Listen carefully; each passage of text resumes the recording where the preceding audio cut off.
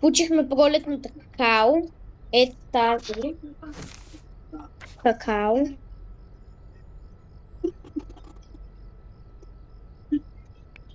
Ето тази какао сме получили. И искам да ви покажа едно нещо, което е доста необичайно. Ето една моя приятелка си е сложила, просто мен малко ми мързи да се сложа. Ето тъй. Вижте, ето тази, като папионка панделка. Добре, тъй. Вижте как вибрира, което е доста странничко.